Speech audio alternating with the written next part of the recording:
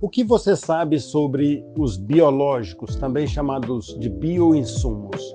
Montamos esta mesa redonda para discutir diferentes aspectos dos biológicos. Antes, porém, de irmos ao bate-papo entre os especialistas, convido você para se inscrever no canal, clicar em gostei e compartilhar este vídeo com outros possíveis interessados. Então vamos lá, escutar este bate-papo interessante?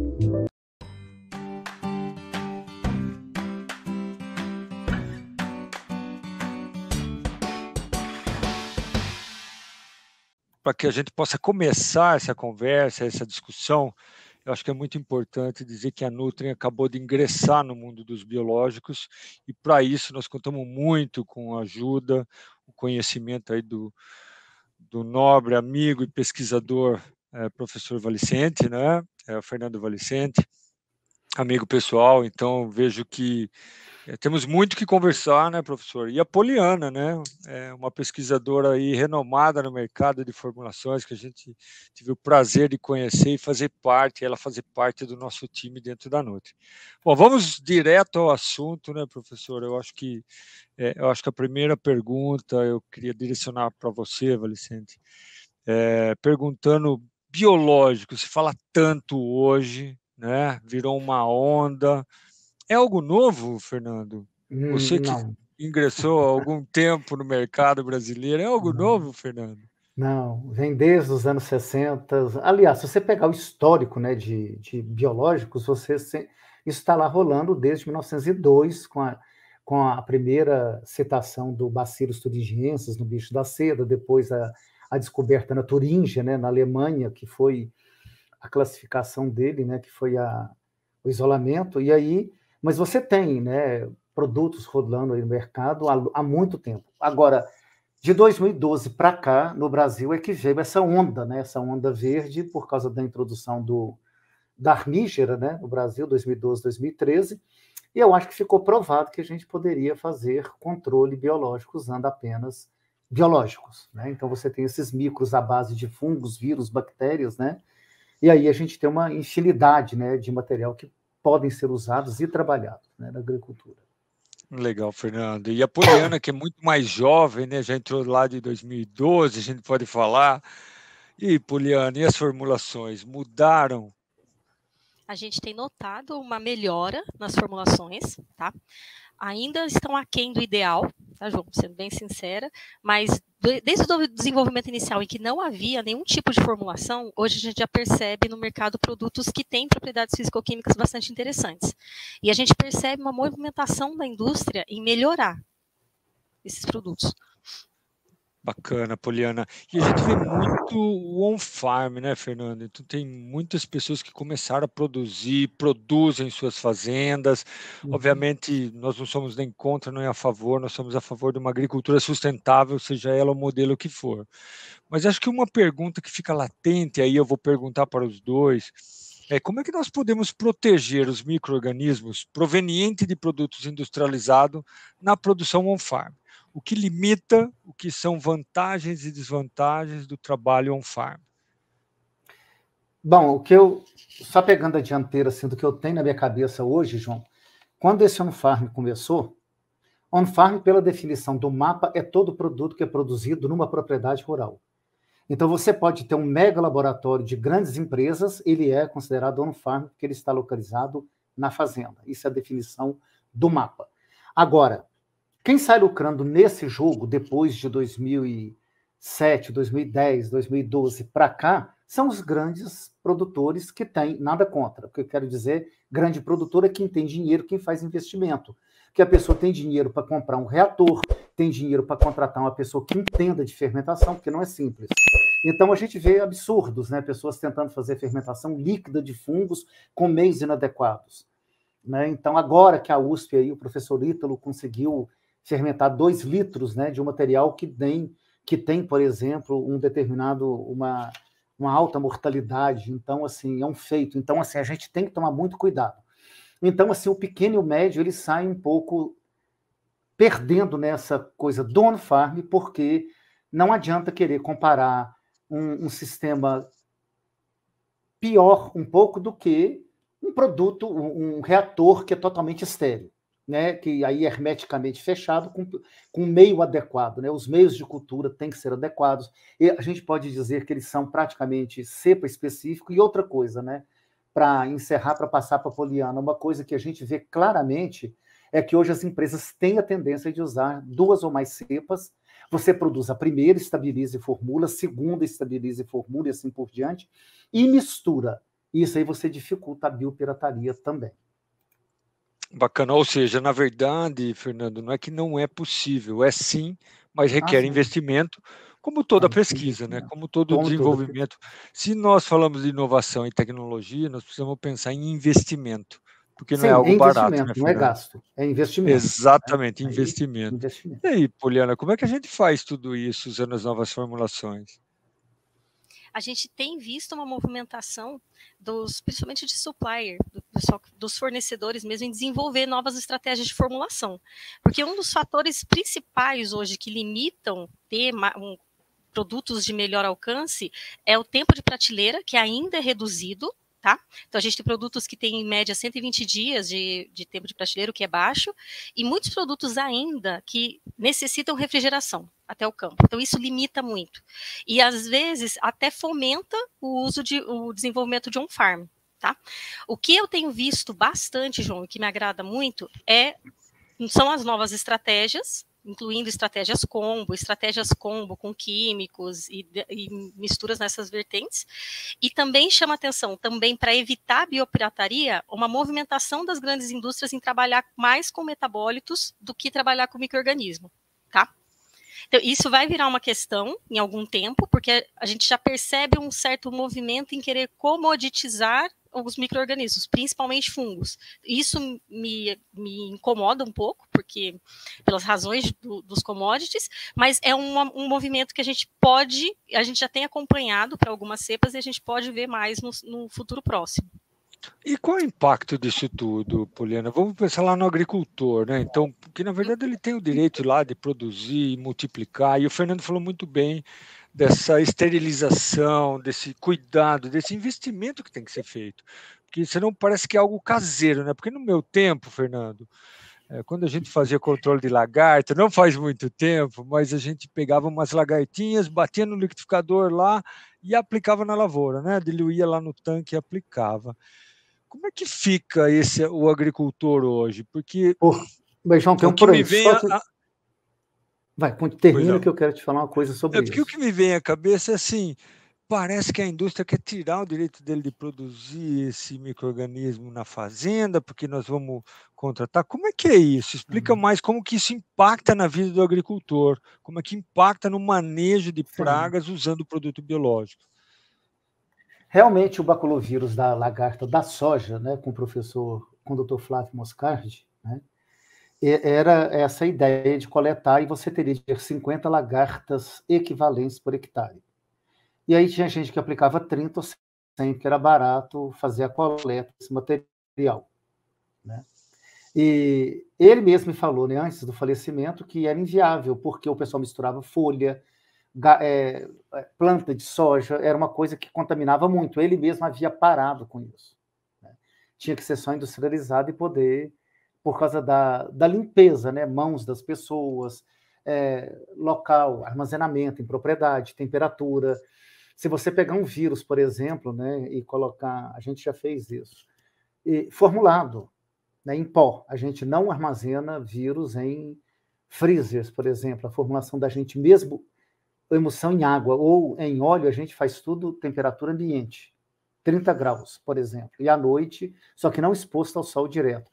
Mas a gente já deixou o material, né, baculovírus formulado a 30, 40, 50. 40, 50, com 5 dias ele acaba. Quer dizer, você não tem um lugar que tem temperatura 50 graus de noite, né, nem deserto. Você abaixa essa temperatura. Então, a temperatura é um fator, né, de risco para... E esses armazenamentos em fazendas, em propriedades, com pouco cuidado em termos de higienização, hoje o pessoal percebe que isso é muito mais importante. E para bacilos, né, de um modo geral, você pega turigentes, subtilis, amilo, é inviável. Você tem que ter, né, Você tem que ter tudo isso muito bem esterilizado. Você Mas tem que ter uma boa estrutura, né, cautela, Fernando? uma boa estrutura. E até o que a Poliana falou, pegando um gancho aqui do que você falou, Poliana, então aqueles 120 dias, quando a gente olha para a produção on-farm, isso aí foi por água abaixo, né? Nem 120 dias o agricultor vai ter, né? Então esse também é um risco para a eficácia no manejo de insetos utilizando os biológicos. Fala um pouquinho mais para a gente, Poliana. Sim, e além disso, João, a gente precisa considerar as misturas que são feitas no campo. Então, se você trabalha com produto formulado, ele já tem uma tendência a suportar melhor essas misturas. E isso tem que ser considerado no on-farm, raramente é. A gente também tem que considerar o desenvolvimento agora de novas tecnologias para proteger o micro-organismo de luz UV, e de outras características de clima, sabe, como excesso de chuva, então uma maior adesividade, essas propriedades de formulações. Tá? Isso a gente também não vê no on-farm. Então, são algumas características da formulação trabalhada em laboratório, mas na indústria, por exemplo, né, presumivelmente, que facilitam a aplicação pelo agricultor. E tem uma outra questão, que é a gente conseguir validar a concentração que deve ter na garrafinha. Então, isso é algo importante, porque o on-farm muitas vezes deixa a desejar. Às vezes você faz a multiplicação do micro-organismo, mas a concentração dele ali está aquém do que precisa para ter uma performance em campo. Na garrafinha, a gente tem que garantir essa concentração mínima para ter performance. Perfeito. Então, na verdade, não só podemos colocar em risco o micro-organismo utilizado, mas também a eficácia desse micro-organismo, né? Porque vai muito no que o Valicente falou de a mistura lá que o pessoal fazia, colocando folhas e outras coisas que contaminava essa solução final, e aí no final a gente acaba perdendo a eficácia do produto a campo. Sim, né? E o problema é que, como isso tem sido feito, a tecnologia entra em descrédito, entendeu? Perfeito, então, perfeito. A gente temos detratores da tecnologia. E aí, Poliana, eu acho que a gente traz um gancho para uma outra pergunta que eu recebi aqui, como é que está essa pesquisa? Você falou muito de metabólitos. Eu lembro também que, na época, eu fiz um trabalhozinho lá também, bem primário, né? Porque a gente não tinha tanto conhecimento, né, Fernando? Acho que era um negócio ainda... Estávamos começando a navegar pelo mundo da natureza, nos ajudando como uma ferramenta, mas são os metabólicos, né? Secundários, produzidos por fungos, bactérias e entomopatogênicos. Na verdade, o que eu fazia era pegar um monte lá de diabrótica especiosa, batia lá e a gente aplicava e dizia, não, o que ela produz aí de feromônio, seja lá o que ela tinha na época, a gente não entendia muito bem, você aplica e você repele. Fala um pouquinho mais desses metabólicos aí, Poliana, que você mencionou. O que é isso, afinal? Tem um movimento na indústria que é bastante interessante, que é também para evitar o uso pirata de micro-organismos. Então, assim, vou falar especificamente de micro-organismos, tá? Não vamos entrar em outros biológicos, não. Então, pensando nos micro-organismos, a gente sabe que ele tem ação. Então, dá para você estudar e descobrir exatamente qual é o metabólito ou quais são os metabólitos que atuam de forma sinérgica, fazer a purificação deles, e aí o que facilita? Você consegue tratá-los como se fosse um ativo químico, tá? Então, facilita a dosagem, facilita a aplicação, facilita o manejo integrado com produtos químicos. A gente vê essa movimentação na indústria, facilita em termos de formulação, em termos de aplicação, fica tudo mais simples, tá? O que eu vejo como um grande direcionador para essa tecnologia é o problema de pirataria. Porque se você para uma biofábrica caseira, por exemplo, a pessoa pode simplesmente comprar uma garrafinha uma vez na vida e multiplicar aquele organismo. Multiplicar, multiplicar, multiplicar. Então, é uma forma de você driblar a pirataria e também tem as suas vantagens, tá? Pensando no cenário mercado de biológicos, a gente vê essa tendência hoje. Bacana. Olha, chegou uma pergunta aqui do público que eu acho que é bastante interessante. É o que nós estamos falando, um pouquinho do que o Fernando falou e que você falou, Poliana. Qual é a visão de vocês a respeito das misturas de fungos e bactérias no mesmo produto? Qual é o impacto dessas associações? É benéfico? Mas assim, agora que eu atinei para outra coisa, né? Se a pessoa quer saber da mistura do produto pronto, porque você pode ter um metarrhizium em duas formulações em pó diferente. E você vai misturar com Bacillus subtilis ou Bacillus thuringiensis em duas formulações diferentes. Então, você vai fazer a associação 2 a 2 aí do produto pronto, acabado, estabilizado e ter um produto final. pode ter a mistura, eu não sei se é a intenção da pessoa. Misturar que eu falei aqui, depende da mistura, assim, se a pessoa for fazer aplicação a campo. Então, se for para pegar um fungo e uma bactéria para aplicar a campo, o que eu recomendo, por exemplo, primeiro é ver o pH da água, quando misturar, você jogar. Está ameaçando chuva, está fazendo... Não mistura. Porque eu já vi gente que coloca lá dentro do tanque e deixa lá dentro depois o trator, né, lá no galpão por 3 dias, porque não para de chover. Aí você você pode ter uma degradação de algum produto. Né? Agora, e na verdade o micro-organismo não para de atuar, ele está vivo, né? Certo? Você tenta estabilizar, mas quando você faz essa mistura. Agora, no caso, quando você vai fazer a mistura, o produto final, aí a Poliana pode falar melhor do que eu, você vai testando as várias formulações, como a gente faz, e vai fazendo as misturas. Então, quando ele compra lá um BT, por exemplo, com um fungo, ele está provado, ele tem que estar estável por um tempo de prateleira continuativo. Entendeu? Se você manda isso para o Ministério e para a Anvisa e para o IBAMA em termos de registro, tá? Se é o que eu entendi. Bacana. Poliana, quer complementar? Está no mudo, Poliana. Eu faço isso. Então, quando a gente pensa em garrafinha, pensando na garrafinha, bactérias. Então, normalmente é tranquilo quando você tenta fazer a estabilização entre mesma espécie, tá? Então, estabilizar diferentes espécies de bactéria é relativamente tranquilo. O que você precisa se atentar? Cada bactéria tem cada micro-organismo tem o seu teor de água, então, que é o que a gente chama de atividade de água. E a água, a umidade, ela é um gatilho para desenvolvimento.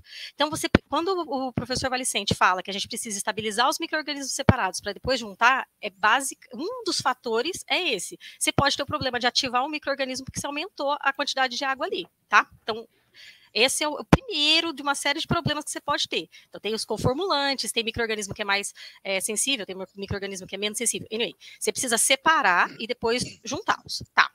Tem micro-organismo que não se dá bem juntos. Tá bom? Isso é uma realidade para algumas espécies de fungos. Então, você tem espécies de fungos que são um pouco mais agressivas e, no fim do dia, ela pode colonizar e canibalizar o outro no campo e você não tem a ação do segundo. O que eu vejo hoje de principal problema? A gente faz os estudos em placa, mas a gente tem poucos estudos no campo, tá? Então, às vezes você tem uma performance linda na placa de Petri, não é a realidade do seu campo. Então, às vezes, você pode ecoderma estabilizado com bactérias e funcionar perfeitamente bem. Em geral, essa mistura vai numa boa. Mas misturas com fungos me deixam um pouco mais angustiada. Existem estratégias de formulação para isso? Existe. Você pode pegar aquele que é mais agressivo, encapsula ou segura o desenvolvimento dele. Primeiro se desenvolve aquele que é mais sensível, ele se multiplica e aí só depois que ocorre a liberação do outro, do segundo, tá? Porque aí mesmo que ele canibalize aquele que tá lá, já tem os indivíduos já estão colonizando tudo. Você entendeu mais ou menos a ideia? Sim, é uma estratégia de formulação, tá? Pensando assim, mais macro. Ou seja, na verdade, o produtor, quando ele vai para o on-farm, basicamente ele está focado em um micro-organismo que ele formula teoricamente, né? Na verdade ele não formula, ele reproduz, né? E depois ele ainda vai ter os desafios das misturas. E aí eu tenho uma pergunta aqui do público que fala um pouquinho, tem uma que fala de mercado, nós vamos deixar para a Flávia falar um pouquinho do mercado de biológicos, que está crescendo vertiginosamente, mas qual é o desafio, né, na adoção de biológicos? Como estamos vendo a intenção do produtor em usar essas tecnologias, né? Porque existe algum agente que possa melhorar a compatibilidade dos entomopatógenos com defensivos químicos? Tem algo que eu possa fazer para colocar essas misturas, ou que eu possa trabalhar com isso, Poliana? Você que tem uma grande experiência aí na área de formulações. Opa, tem sim. O Valicente também, né? Diga-se de passagem, tem ajudado muitas formulações hoje do mercado, passa pela mão de Fernando, né?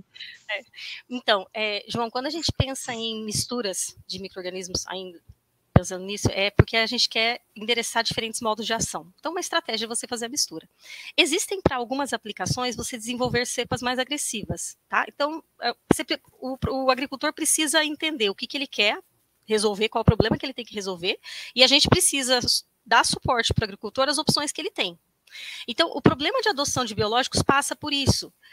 Produto biológico você não aplica como você aplica produto químico.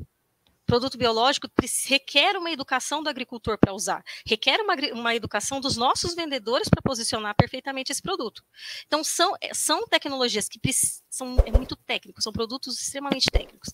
Então, a gente precisa capacitar o nosso vendedor para que ele mostre o valor, para que ele faça o excelente posicionamento, para que o agricultor consiga ver valor naquilo que ele aplica, já na primeira safra que ele aplicar, tá? Então, ou seja, não só técnico, né, Poliana? São produtos vivos, né? São, exatamente. Na verdade, então o cuidado da aplicação. Você tem que saber se você quer usar uma cepa só mais agressiva para aquele problema que você tem, ou se você quer atacar o seu problema de diferentes formas. Você tem que entender se você quer também recuperar o seu solo, ou se você quer um tratamento preventivo e por alguma razão, sabe? Então, você precisa entender. É aquilo que a gente sempre conversa, João, de entender o sistema. Cada agricultor tem um sistema único. E a gente precisa saber posicionar o produto adequado para resolver o problema dele. Tem opções no mercado? Tem. Só que ele desconhece. Da mesma forma que a gente também encontra dificuldade em prospectar os melhores produtos para posicionamento. Perfeito. Até uma colocação, uma resposta aqui que o Valicente colocou, e nós precisamos respeitar o modo de ação, né, Fernando? Por exemplo, vírus e BT atuam em gestão. E outra vez, em uma conversa que estávamos tendo, você falou muito do canibalismo entre micro-organismos, né, que alguns são mais agressivos. Fala um pouquinho mais para a gente sobre isso, Fernando. Não, isso aí, o que a Poliana havia falado, né, que você tem, por exemplo, diferença no desenvolvimento e desses micro-organismos. Eles são diferentes. Então, a gente primeiro tem que conhecer, tem que respeitar, porque uma coisa que parece óbvio, mas produto biológico é biológico e químico é químico. Como o pessoal não estava acostumado com essa transição, começou a se instaurar muita coisa de química em cima de biológico. Então, por exemplo, você tem um BT e um baculovírus que a ação é ingestão. E você tem fungo que é por contato. Entendeu? Betarrísio, Bovéria, etc. Não estou dizendo tricoderma nem nada, mas... Então, as pessoas começaram a pegar toda a parte de químico, né? Aí, o que ela havia falado, por exemplo, posicionamento é muito importante, né? Com esse modo de ação. A gente tem que lembrar, como você falou, é um organismo vivo, você tem diferença de crescimento dependendo do meio de cultura, dependendo da formulação e da agressividade de cada... Por exemplo, a gente forneceu alguns isolados para algumas empresas, né? Então, você tem produtos à base de baculovírus para a lagarta do cartucho que são totalmente diferentes em termos... Eles são o mesmo modo de ação, mas uns são mais agressivos e tem uma característica, outros são menos agressivos e tem outras vantagens, né? Todos são excelentes, vão matar a lagarta, mas cada um com o seu aspecto, né, de cada isolado ali. Tá certo? Bacana. E eu acho que tem uma pergunta muito interessante, aliás, eu vou misturar duas aqui, que é qual o papel do Brasil no futuro do manejo de insetos com produtos naturais? Lembrando que nós vamos alimentar 40% da população mundial até 2050, ou seja, 4 bilhões de pessoas serão alimentadas com os nossos alimentos produzidos no Brasil, e aí qual é o futuro? Então está um pouco claro que nós temos um grande papel nesse jogo. E aí uma segunda pergunta é, emendando um pouquinho sobre isso, o uso de biológicos pode trazer algum prejuízo para a lavoura? Ele é seguro, e aí não só seguro em termos do inseto, mas de alimentação humana, né? Porque a gente está falando de fungos, bactérias, vírus que nós estamos colocando na lavoura. Gostaria que vocês falassem um pouquinho mais sobre isso. Você quer falar, Poliana, primeiro ou eu? Eu ia te perguntar, o senhor que sabe. Assim, pode ser o papel do Brasil, o que eu percebo em congressos internacionais, até então, pouco antes da pandemia, é que a gente lidera muito essa parte de tentar ter um foco, um objetivo final, que seria a parte de produção de bioprodutos, como um todo. Isso foi, acho que foi em 2006, alguma coisa, parece, 2008. Eu não lembro, teve um Sicombial em Brasília e eu comecei a dar ideia, falei, né, quando a doutora Rose Monerá era a pessoa que era presidente do Congresso. Mas eu falei com uma pessoal que era de nichos, de baculovírus e tal, falei, gente, vamos fazer alguma mesa redonda, eu sei que ninguém pode ficar falando de formulação, ninguém pode ficar falando de produção em grande escala, mas vamos sair dessa coisa de ocorrência de vírus, fungos e bactérias, vamos jogar uma coisa mais Eu lembro que eu havia comentado isso com o pessoal do Senargem. E eu acho que também a gente ganhou força com essa introdução e com essa adoção a partir de 2012. Então, o Brasil lidera sim, porque teve ex-aluno meu que estava fazendo doutorado, hoje trabalha em empresas aí com biológicos, né? E um dia ele estava num congresso nos Estados Unidos e tirou uma foto, falou, estão apresentando os baculovírus que o Brasil tem produzido. E eram realmente os baculovírus que a gente havia desenvolvido no milho sorgo, que a cortina era da minha sala, toda pobrezinha, assim, toda arrebentada, e deu para ver que era da minha sala mesmo.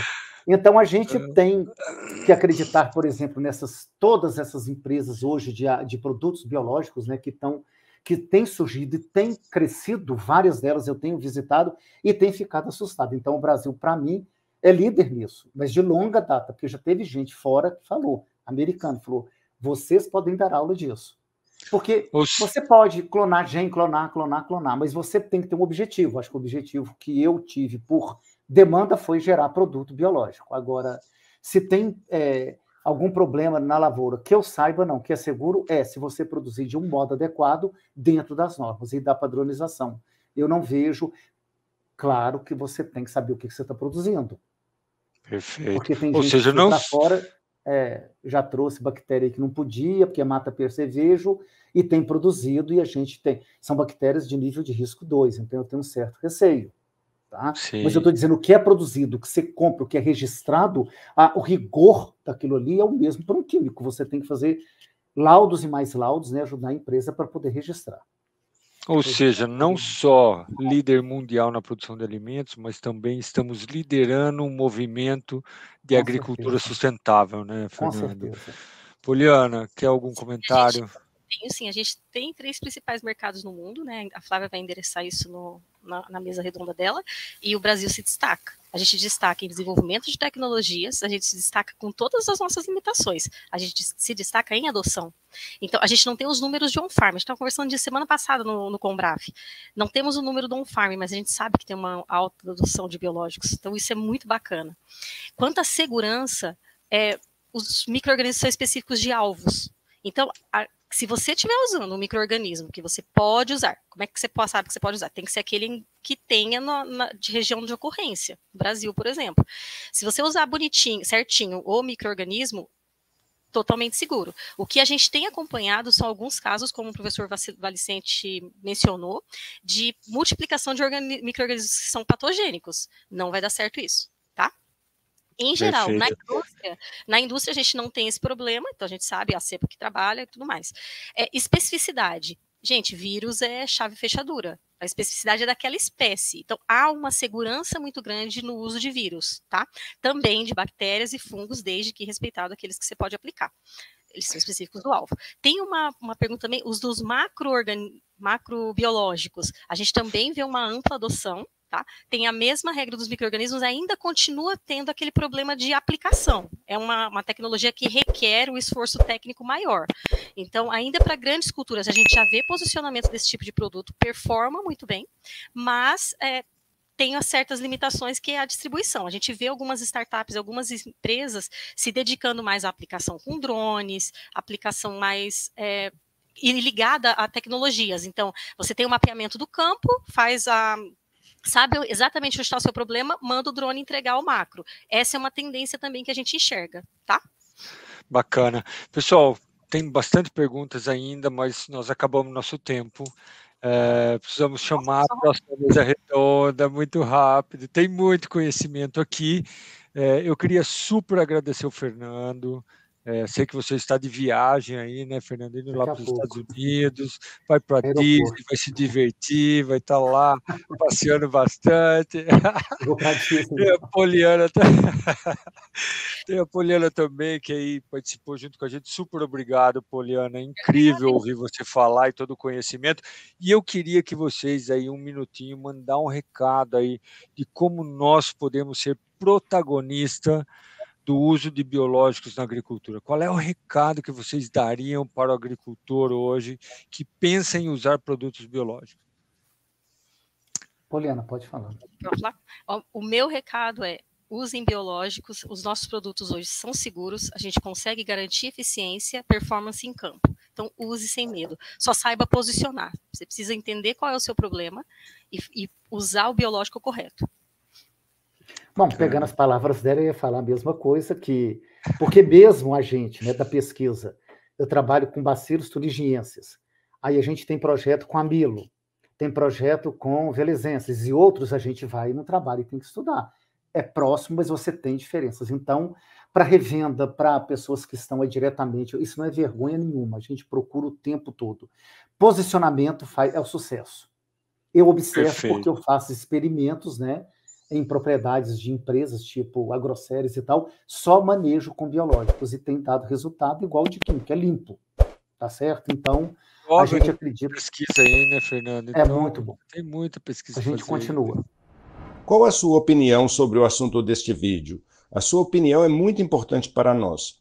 Não se esqueça de deixar o like, pois isso nos ajuda muito no nosso trabalho e mostra para o YouTube que você gostou. Assim o YouTube vai estar te notificando de novos vídeos. Outra maneira de você não perder novos vídeos é clicando no botão inscreva-se e também no sininho ativando todas as notificações.